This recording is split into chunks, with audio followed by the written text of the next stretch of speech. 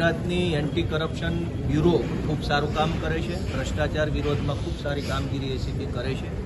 અમે એસીબીની સાથે છે. પરંતુ સુરતમાં જે આમ આદમી પાર્ટીના કોર્પોરેટર ઉપર જે ભ્રષ્ટાચારનો કેસ થયો છે એ બિલકુલ ખોટો, ઉપજાવી કાઢેલો અને રાજકીય રીતે બદ ઇરાદા પ્રેરિત કેસ છે. અને આવા ખોટા કેસમાં એસીબીએ આમ આદમી પાર્ટીના વિપુલભાઈ સુવાગિયાની ધરપકડ કરી, આજે કોર્ટમાં રજૂ કર્યા અને બધા દલીલો, પુરાવાઓ જે કાંઈ પણ હતા એ કોર્ટમાં રજૂ કર્યા. સામા પક્ષે વિપુલભાઈના વકીલ તરીકે માનનીય શ્રી વિલાસભાઈ પાટીલ અને હું અમે સાહેબને રજૂઆતો કરી કે આ કેસ ખોટો છે, કેવી રીતે ખોટો છે, કેવી રીતે આ રાજકીય બદ ઇરાદા પ્રેરિત કેસ છે, કેવી રીતે એક નિર્દોષ માણસને ફસાવવામાં આવ્યા છે. એ બધી જ અમારી દલીલો નામદાર અદાલતે ધ્યાનમાં લીધી અને પોલીસે, એસીબીએ 5 દિવસના રિમાન્ડ માંગ્યા હતા. પરંતુ અમારી વિલાસભાઈની દલીલો ધ્યાને લેતા એક પણ દિવસના રિમાન્ડ મંજૂર થયા નથી. રિમાન્ડ બિલકુલ નામંજૂર કર્યા છે અને ઉપરાંત એસીબીનો ખુલાસો પૂછ્યો છે ખોટી રીતે ધરપકડ કરવા બદલ.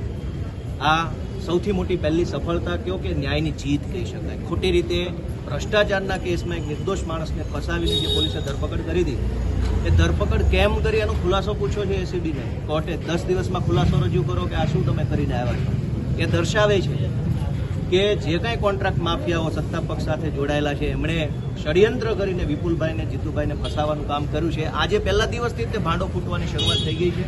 આગળના દિવસોમાં પણ ન્યાયની અદાલતમાં ભાંડો ફૂટશે રાજકારી રીતે વેસ્ટથી કરેલી એફઆઈઆરનો અને ન્યાય મળશે એવો અમને પૂરો વિશ્વાસ છે. ગુજરાતની એન્ટી કરપ્શન બ્યુરો ખૂબ સારું કામ કરે છે. ભ્રષ્ટાચાર વિરોધમાં ખૂબ સારી કામગીરી એસીબી કરે છે. અમે એસીબીની સાથે છે. પરંતુ સુરતમાં જે આમ આદમી પાર્ટીના કોર્પોરેટર ઉપર જે ભ્રષ્ટાચારનો કેસ થયો છે એ બિલકુલ ખોટો, ઉપજાવી કાઢેલો અને રાજકીય રીતે બદ ઇરાદા પ્રેરિત કેસ છે. અને આવા ખોટા કેસમાં એસીબીએ આમ આદમી પાર્ટીના વિપુલભાઈ સુવાગિયાની ધરપકડ કરી, આજે કોર્ટમાં રજૂ કર્યા અને બધા દલીલો, પુરાવાઓ જે કાંઈ પણ હતા એ કોર્ટમાં રજૂ કર્યા. સામા પક્ષે વિપુલભાઈના વકીલ તરીકે માનનીય શ્રી વિલાસભાઈ પાટીલ અને હું અમે સાહેબને રજૂઆતો કરી કે આ કેસ ખોટો છે, કેવી રીતે ખોટો છે, કેવી રીતે આ રાજકીય બદ ઇરાદા પ્રેરિત કેસ છે, કેવી રીતે એક નિર્દોષ માણસને ફસાવવામાં આવ્યા છે. એ બધી જ અમારી દલીલો નામદાર અદાલતે ધ્યાનમાં લીધી અને પોલીસે, એસીબીએ 5 દિવસના રિમાન્ડ માંગ્યા હતા. પરંતુ અમારી વિલાસભાઈની દલીલો ધ્યાને લેતા એક પણ દિવસના રિમાન્ડ મંજૂર થયા નથી. રિમાન્ડ બિલકુલ નામંજૂર કર્યા છે અને ઉપરાંત એસીબીનો ખુલાસો પૂછ્યો છે ખોટી રીતે ધરપકડ કરવા બદલ.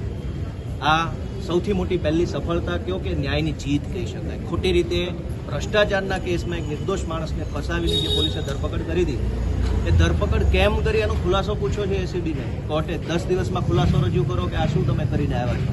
એ દર્શાવે છે કે જે કાંઈ કોન્ટ્રાક્ટ માફિયાઓ સત્તા પક્ષ સાથે જોડાયેલા છે એમણે ષડયંત્ર કરીને વિપુલભાઈને, જીતુભાઈને ફસાવાનું કામ કર્યું છે. આજે પહેલા દિવસથી તે ભાંડો ફૂટવાની શરૂઆત થઈ ગઈ છે. આગળના દિવસોમાં પણ ન્યાયની અદાલતમાં ભાંડો ફૂટશે રાજકારી રીતે વેસ્ટથી કરેલી એફઆઈઆરનો અને ન્યાય મળશે એવો અમને પૂરો વિશ્વાસ છે. ગુજરાતની એન્ટી કરપ્શન બ્યુરો ખૂબ સારું કામ કરે છે. ભ્રષ્ટાચાર વિરોધમાં ખૂબ સારી કામગીરી એસીબી કરે છે.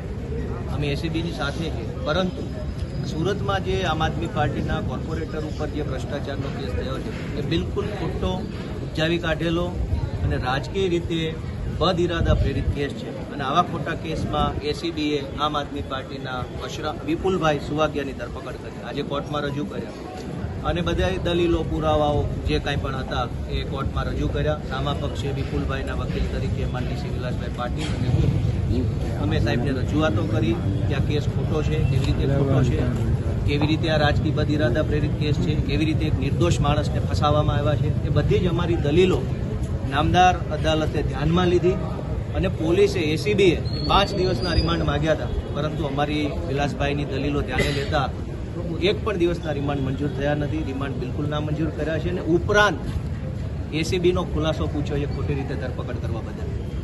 આ સૌથી મોટી પહેલી સફળતા કહો કે ન્યાયની જીત કહી શકાય. ખોટી રીતે ભ્રષ્ટાચારના કેસમાં એક નિર્દોષ માણસને ફસાવીને જે પોલીસે ધરપકડ કરી હતી એ ધરપકડ કેમ કરી એનો ખુલાસો પૂછ્યો છે એસીબીને. કોર્ટે 10 દિવસમાં ખુલાસો રજૂ કરો કે આ શું તમે કરીને આવ્યા છો.